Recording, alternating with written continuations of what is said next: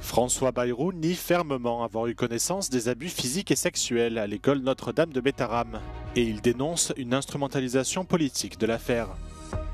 Friedrich Merz a présenté son programme de politique générale lors d'une session au Bundestag. Le chancelier promet de doter l'Allemagne de l'armée la plus puissante d'Europe.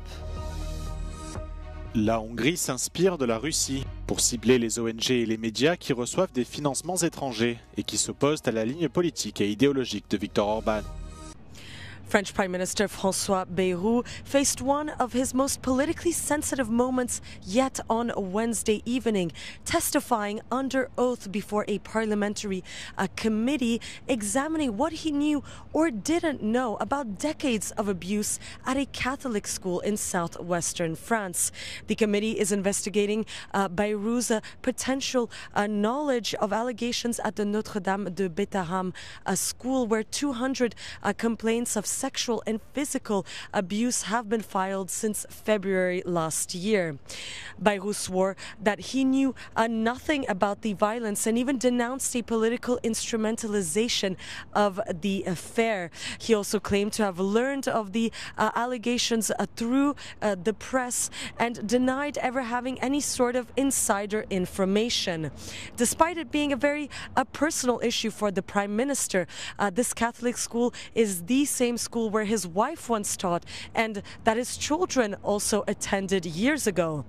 The political bombshell dropped earlier this year after media reports suggested that Bayrou may have known about the abuse as early as the 1990s and tried to cover it up back when he was the French Minister of Education.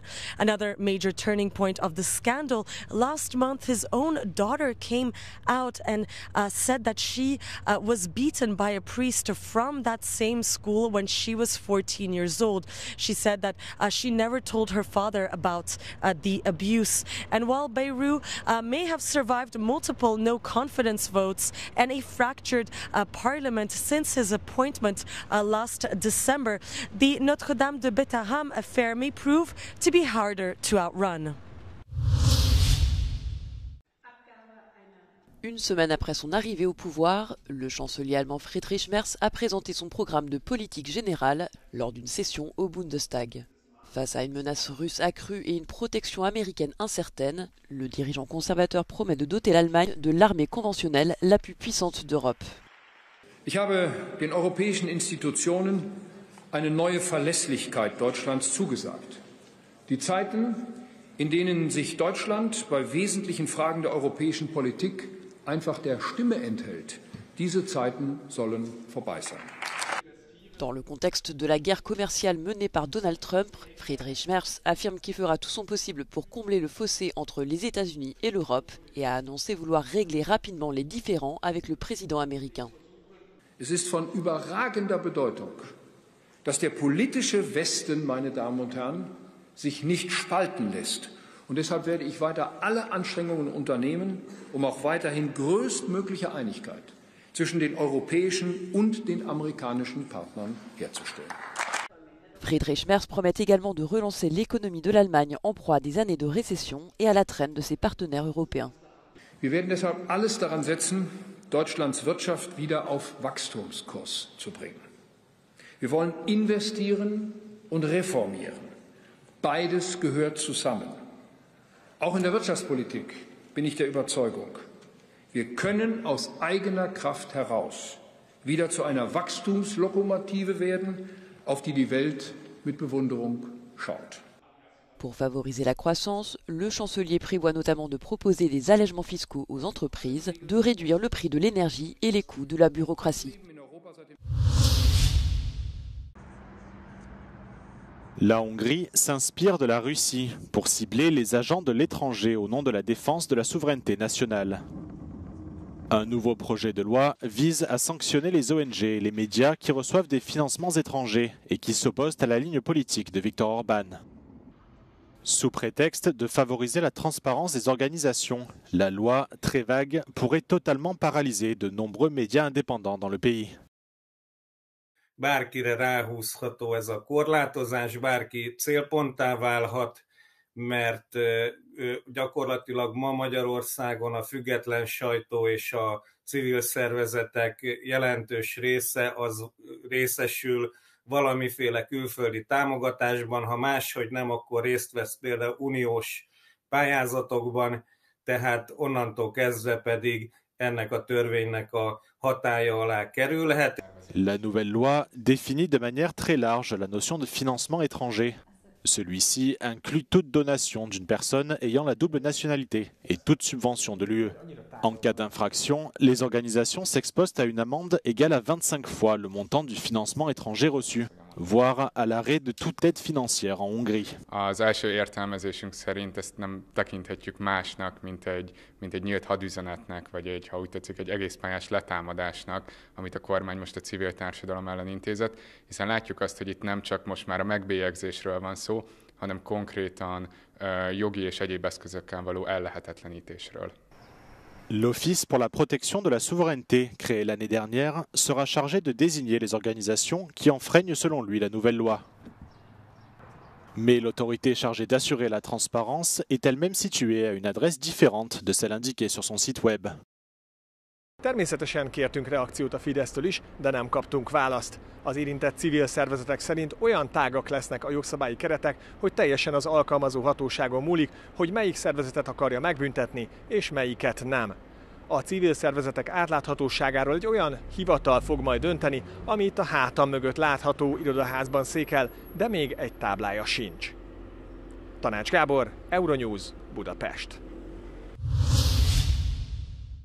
Une rencontre historique entre le président américain Donald Trump et son homologue syrien Ahmed al-Shara, mercredi à Riyad. 30 minutes d'échange direct, aux côtés du prince héritier saoudien Mohammed Ben Salman et avec la présence virtuelle du président turc Recep Tayyip Erdogan. Un geste fort au lendemain de l'annonce surprise de la levée des sanctions américaines. We are currently exploring normalizing relations with Syria's new government, as you know. I am also ordering the cessation of sanctions against Syria to give them a fresh start. It gives them a chance for greatness. The sanctions were really crippling, very powerful. 6 mois après la chute de Bachar al-Assad et la fin de 13 ans de guerre civile, c'est un tournant spectaculaire pour une Syrie à l'économie exsangue. Jusqu'en décembre dernier, la tête d'Ahmed al-Shara, issue des rangs d'Al-Qaïda, était encore mise à prix 10 millions de dollars par Washington.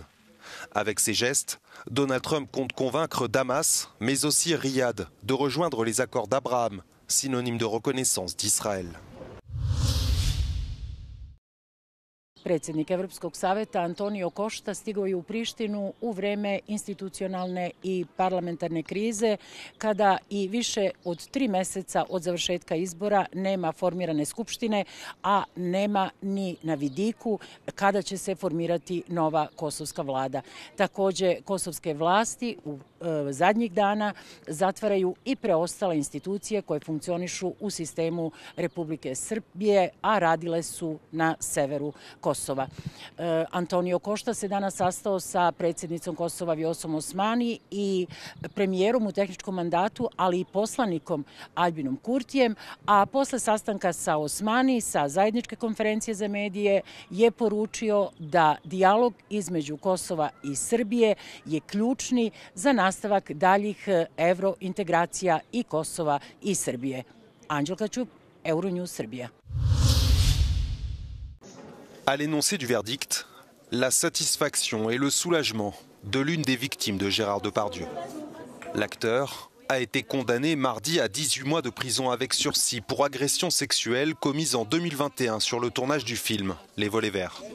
Je suis émue, satisfaite de cette décision, très heureuse, assez fière même, je vais utiliser le mot, je suis assez fière et je voudrais redonner espoir à toutes les femmes qui sont en attente de procès. Pour définir son jugement, le tribunal a pris en considération l'absence de reconnaissance des faits par Gérard Depardieu et a aussi reconnu le préjudice des 2 victimes liées aux déclarations très virulentes de sa défense lors du procès. Cette condamnation intervient le jour même de l'ouverture du Festival de Cannes.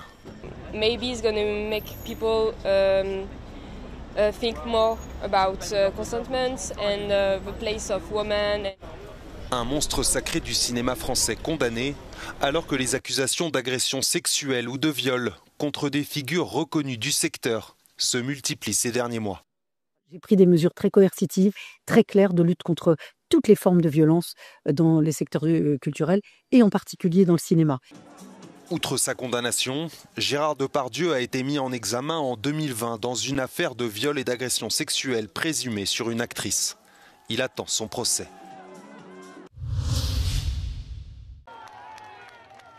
Une figure politique emblématique bien au-delà des frontières de l'Amérique latine, un ancien guérillero devenu chef d'État, mais aussi un homme simple, proche du peuple.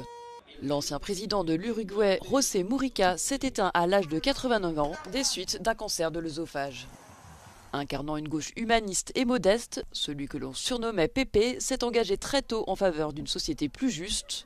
Dans les années 60, il rejoint la guérilla des Tupamaros, un mouvement révolutionnaire luttant contre les inégalités et la répression. Arrêté par la dictature militaire, il passe plus de 13 ans en prison, dont plusieurs en isolement. Libéré lors du retour à la démocratie, José Mujica entame une ascension politique spectaculaire. D'abord député en 1995 pour le MPP, le mouvement de participation populaire fondé par d'anciens guérilleros, il devient sénateur puis ministre de l'Agriculture avant d'accéder à la présidence en 2010. Durant son mandat, l'Uruguay adopte plusieurs lois progressistes majeures, la légalisation du mariage homosexuel, le droit à l'avortement et la régulation du marché du cannabis. José Mujica consolide également la position régionale de l'Uruguay. Siégeant ensuite au Sénat jusqu'en 2020, il reste influent dans la vie politique uruguayenne, apportant son soutien à la coalition de gauche Frente Amplio et à l'actuel président Yamandu Orsi. À l'annonce de sa mort, 3 jours de deuil national ont été décrétés en Uruguay.